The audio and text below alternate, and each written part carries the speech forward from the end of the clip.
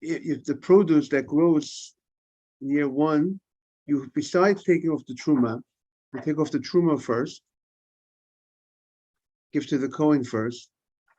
After you give to the Kohen, and the amount that you give to the Kohen technically has no fixed amount, but the rabbis say that the average person gives 2%.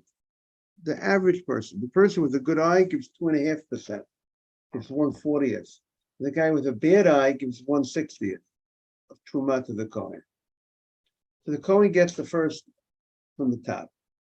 After the Kohen gets his 2%, he has to give every year of the 6 years, he gives 10% of the remaining produce to the Levi. That means 2, 3, 4, 5, year 6. 1, 2, 3, year 1, 2, 3, 4, 5, 6 of the cycle, he gives 10% to the Levi. Who's the Israel?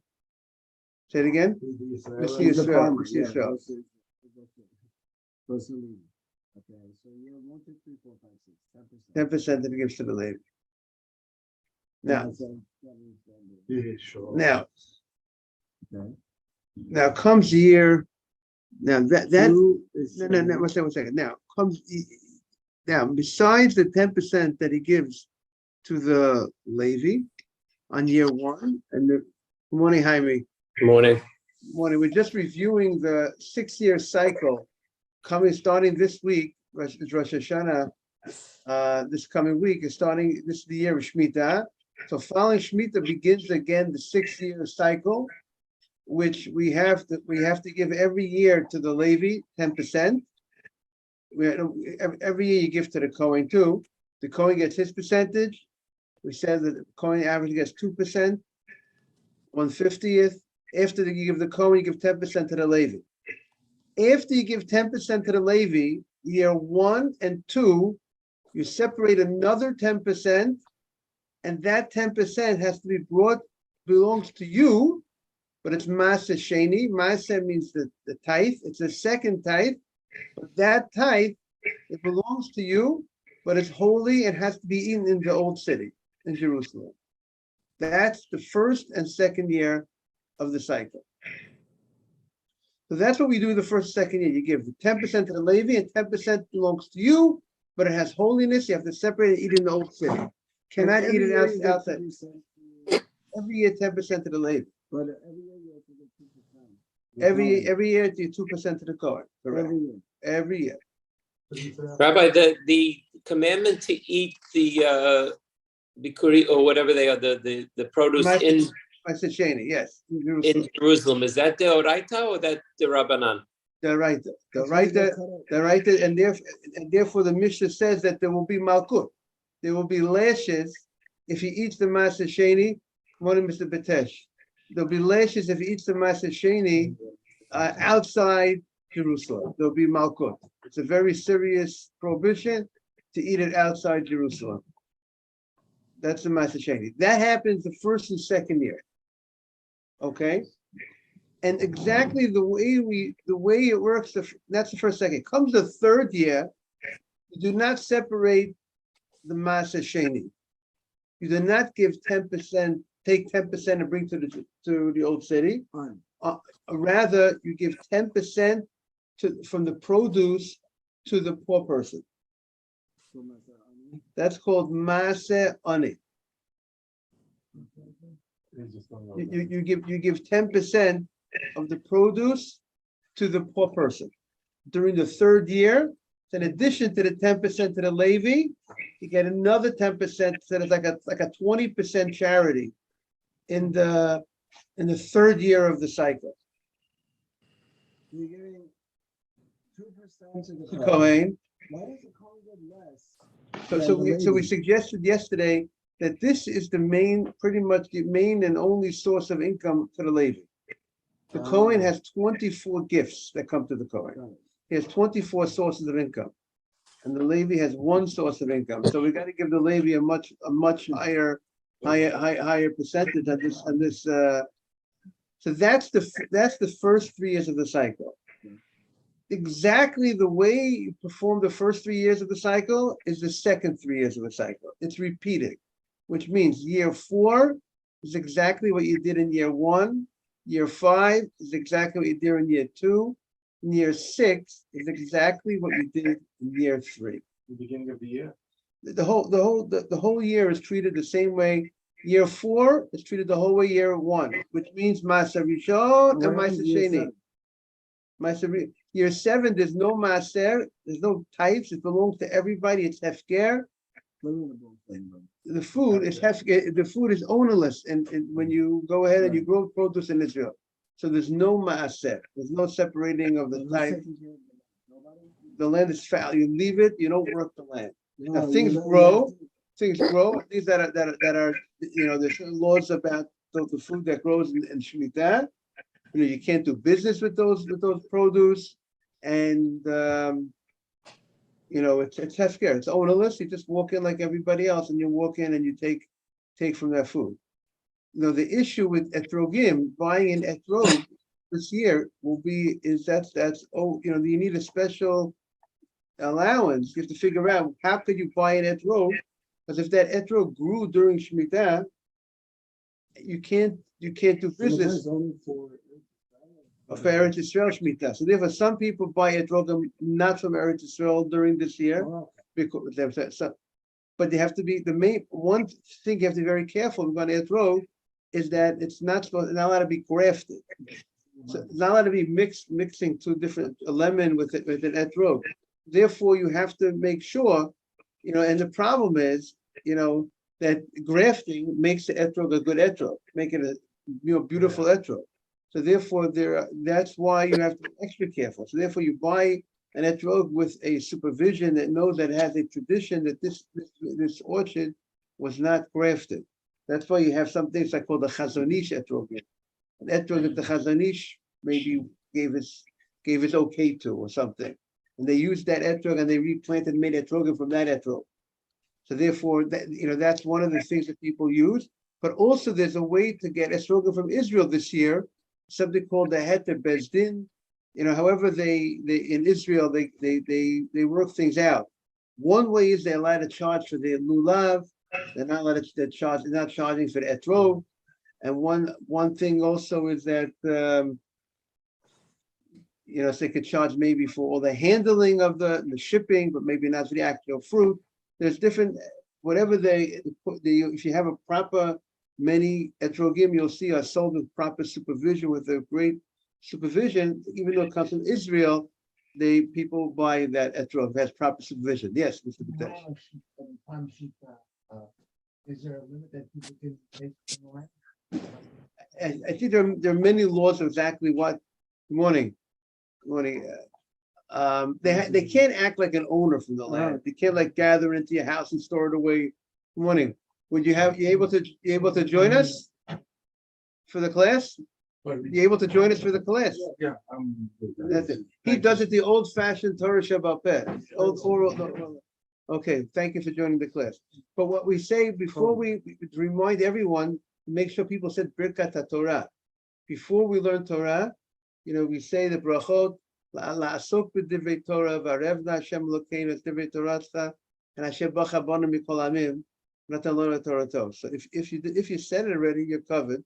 If you didn't say it, then you should say that, and then we'll learn Torah.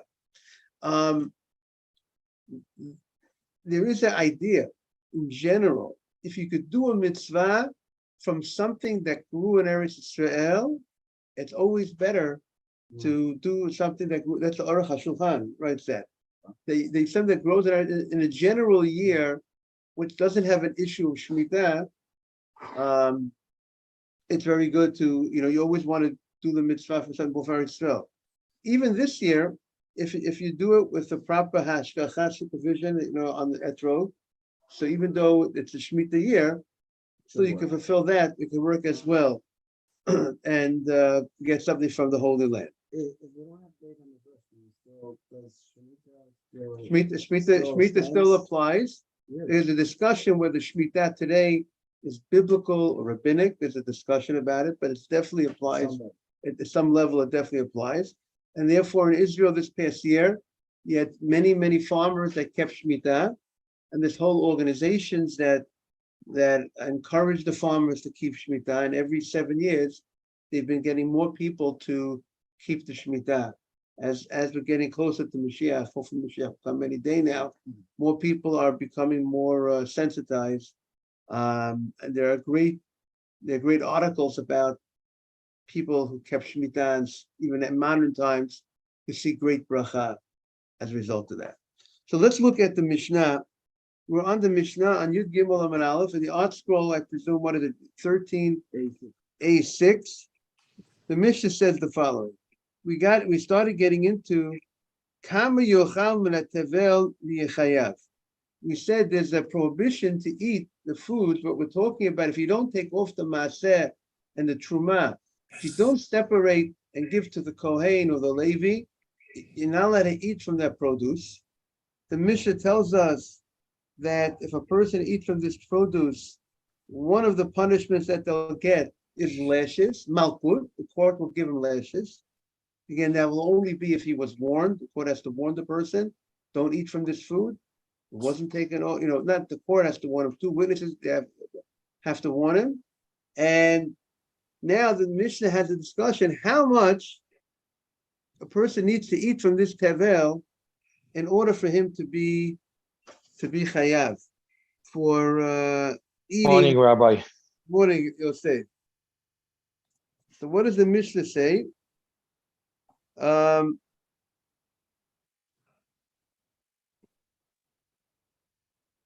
so the Mishnah says like this, like Mr. Betet says. So we have a machloket. So the Mishnah says, Rabbi Shimon omer kol shehu. Rabbi Shimon says, even one kernel, a person eats one kernel of food that was not tithe, that did not take off the maaser, did not take off the truma, even any amount, he will be subject to the punishment of malkut, of lashes. However, the Chachamim say that it has to be a kazayit. It has to be the size of an olive. If you don't eat the size of an olive, there will not be lashes. And we spoke yesterday that usually when the Torah in general, when the Torah says, don't eat something, Mr. Haber's here, Mr. Safdie. When the Torah says, don't eat something, usually, Mr. Safdie, there's room right over here. The chair right here, Mr. Safdie. Mr. Haber, your seat is right there. When the Torah says don't eat something, when the Torah says to eat, if the Torah says to eat something, usually the amount to eat is a kazayit, is a olive size. And here, which we're going to find, by the way, Sukkot is coming, and we're going to find that Sukkot, let's say the first night of Sukkot, you have to make sure, a person has to make sure you have to eat the minimum of a kazayit, the size of a olive of bread in the sukkah. That's called that's the minimum you need to eat in the sukkah. On the first morning, Ariel, welcome back again. Back from the Holy Land. Really, the first night, Mr. Haber, also second night, you also have to have a kazayit. What do you say? At least one kazayit. Really, we have of bread, and really, because we say in the bracha natilat yadayim, you should have a beitza. You should have, because of the bracha of natilat yadayim, supposed to eat 2 ounces. But on a Torah level, the Torah says we learn out that you have to eat in the sukkah, and how much you have to eat in the sukkah? At least the kazayit, at least an olive size of. Now, of course, not only do we eat at night, because of the Yom Tov, we also have by day, especially in the midst of Sudas of Yom Tov, and every Yom Tov you're supposed to have a meal with at least a kazayit of bread. You have to have at least, therefore, in the daytime as well, you will have at least. Rabbi, what are we talking about exactly again? About we're talking about. Very good. We're talking about the mitzvah sukkah of a kazayit, because the Mishnah mentioned eating that when the Torah says there's a prohibition of eating food that was not tithe, you not take off the tithe. The Mishnah stated two opinions. How much is what's called eating? What's called that you violated the prohibition? How much you have to eat to violate the prohibition? So the Chachamim say to get Of the less. Shemitah, I mean, the Shemitah. prohibition of the Shemitah. Right. But this is independent of Shemitah. This is now we're going into what did you say, Ariel? So we're talking about how much a person could eat in the negative side by what's called the violation of the mitzvah. The Chachamim say the violation to get lashes, you have to eat a size of an olive to get lashes. And we're saying on the positive side, to fulfill your mitzvah of eating in a sukkah, you have to have a minimum of a kazayit of bread to fulfill your mitzvah. You can't eat bread outside the sukkah. You can't eat bread outside the sukkah, but to fulfill your mitzvah of eating them in the sukkah, people have to be in the night of Sukkot. You have to make sure you eat a what? Kazayit. You need to make sure you eat the kazayit independent of the mitzvah of sukkah because of Yom Tov. You have to eat it. You have to eat a kazayit like every meal of Yom Tov. You're supposed to not every meal. I mean, there's a meal. You have a meal at night. And you have a meal at day that you're supposed to have. You're supposed to have bread. You're supposed to have lechem because of the honor of Yom Tov. But independent of the honor in the mitzvah of Yom Tov, you have that mitzvah of sukkah that mandates you to eat a kazayit in the sukkah. Rabbi, in Shnat HaShemitah, trees still will grow their fruit no matter what you do, okay? Even if you don't do anything. Can I go to my friend tree and take fruit as much as I want? That seems to be the halacha. Again, we have to, but the fruit of the tree of your friend's tree he has no right to it during the Shemitah. It's available to everybody. And he can come to my trees, basically. He can come to your tree. He can come to his tree. It's open territory. It's available. So the Shemitah is mostly more for like agriculture, like things that you have to actually plant every year. Right. So the Gemara continues. Amar lehem Reb Shimon. Reb Shimon says to the Chachamim.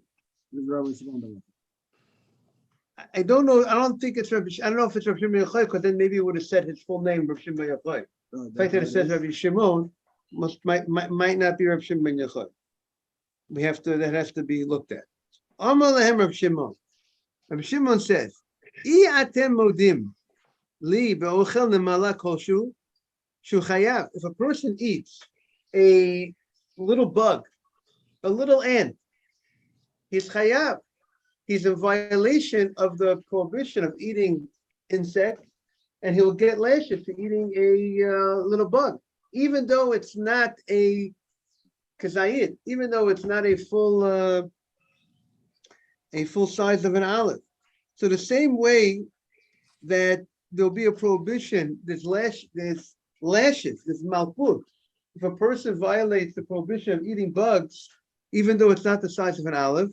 So you should also agree to me that if a person goes ahead and he eats tevel, food that wasn't tight, so what's the difference between a bug that's prohibited or food that you didn't take off the maaser that's prohibited? Both are prohibited to eat.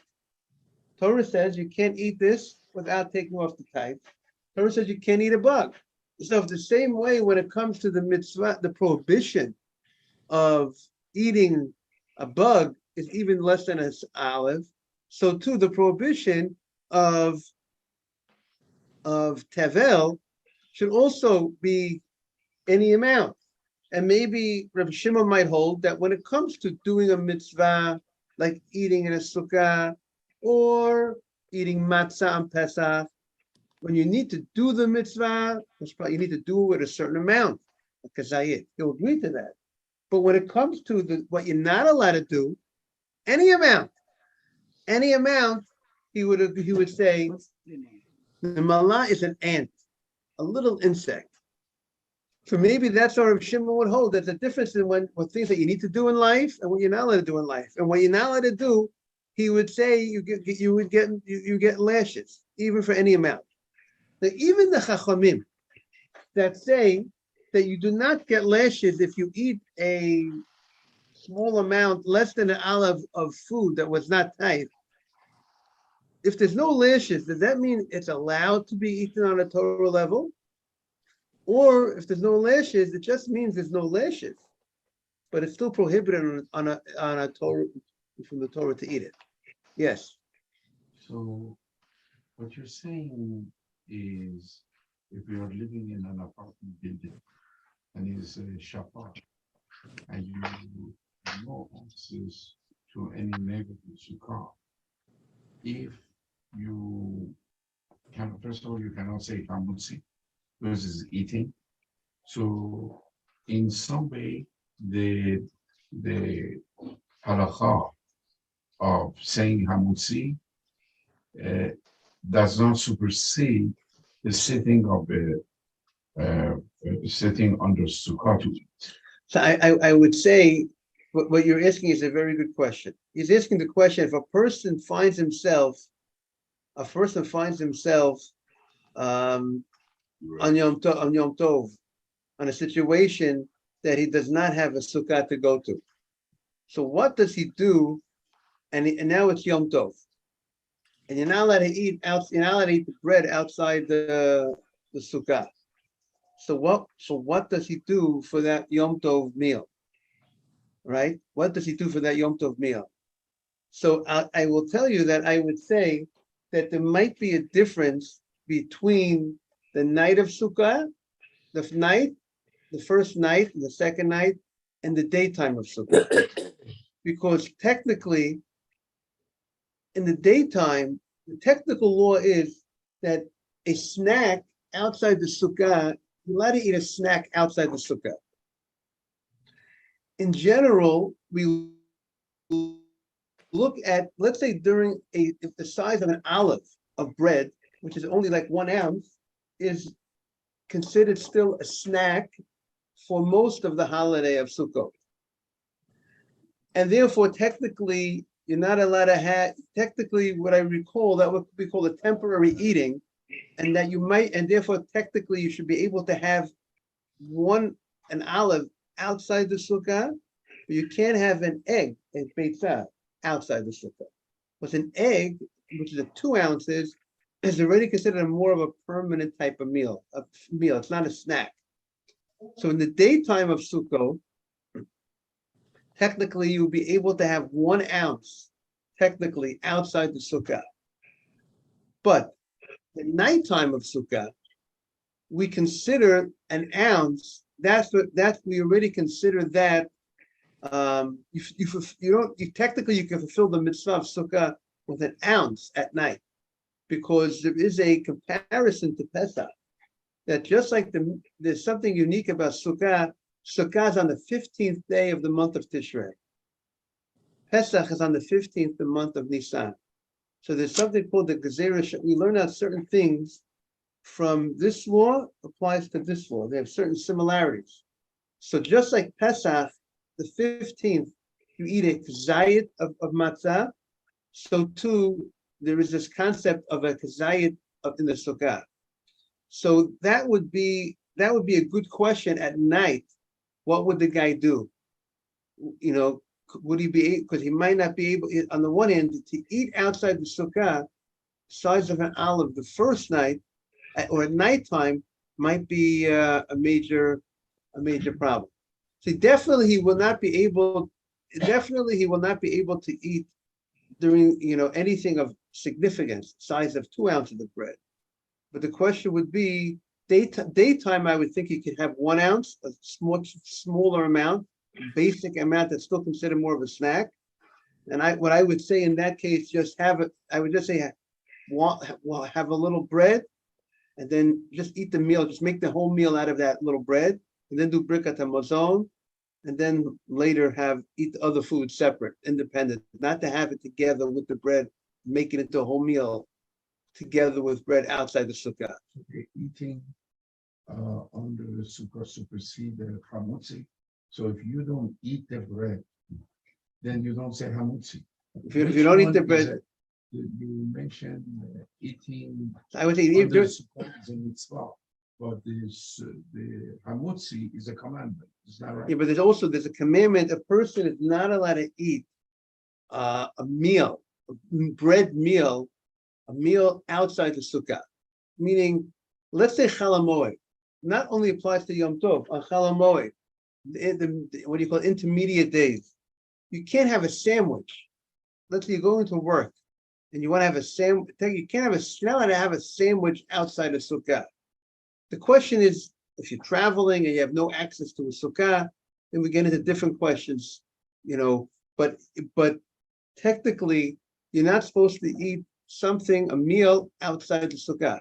It's a prohibition, meaning there's a violation, there's a commandment. The commandment is that during the holiday of Sukkot, you need to, when you're having a meal of bread, you have to have that meal of bread in the sukkah. If a person who eats a meal of bread outside the sukkah, anytime during the holiday, if it's a meal of bread, if it's 2 ounces of bread, that he violates the mitzvah. There is an obligation. Now, on Chol Hamoed, you don't want to eat bread, you don't need a sukkah, technically. Maybe you don't eat bread, you don't eat pasta, you don't eat the mezonot family, you technically don't need the sukkah. No, there's no, technically, if you're having a snack, you're having salad. Technically, salad does not require sukkah to have a salad. You want to have a salad outside the sukkah, you can have salads outside the sukkah. You want to have fruits outside the sukkah, you have fruits outside the sukkah. There's no rabbinic obligation to have a salad in a sukkah. It's meritorious, if that's the right word.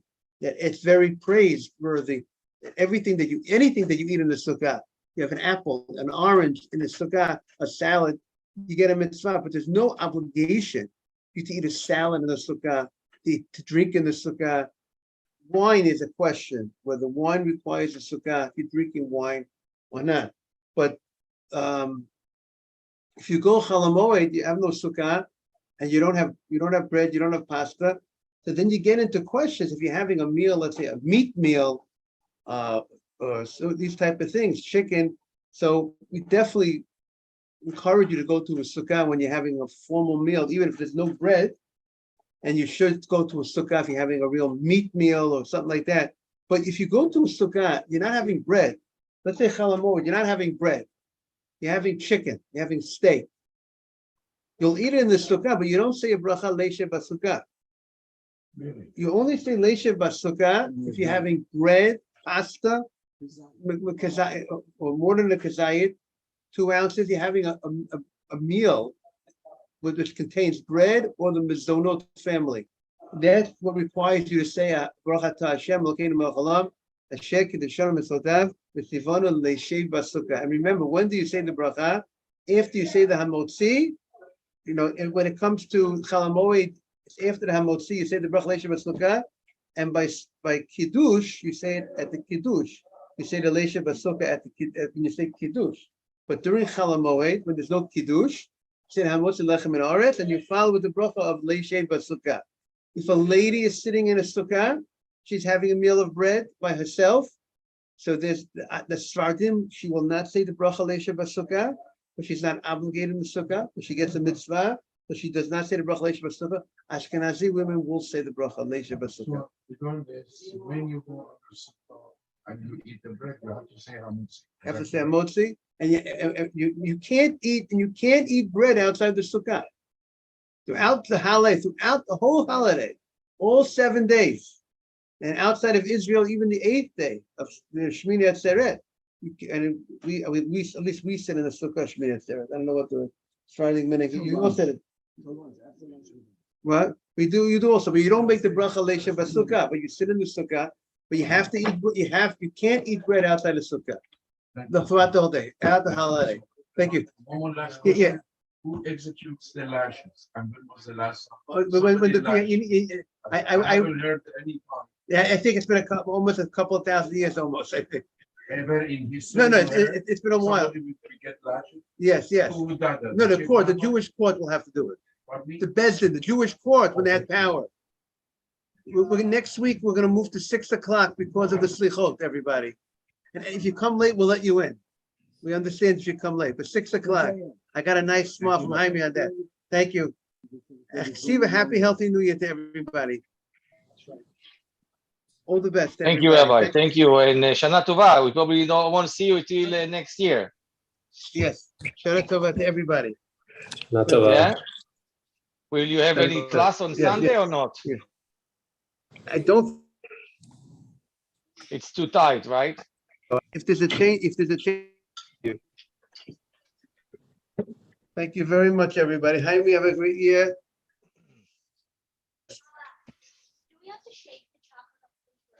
Better. Joseph, you want me to leave Yes. on the computer? Yes, please. So you want to sign out and we'll sign you right back in. Yes, when you put a computer, Rabbi, if you don't mind, face it to the people, not to the chair. You know, it's the same thing with the class. If somebody's speaking behind the computer, I can't hear. You know.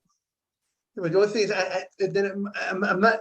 You think you put it on mute, but you put it on mute by you, okay? Yeah, for sure. I'm just talking how to face the computer, because when it's facing to the chair, I barely hear anything because it's like somebody talking behind the computer. You know. Okay, fine, you got it. All right, I'm disconnecting. Thank you, Rabbi. Bye-bye.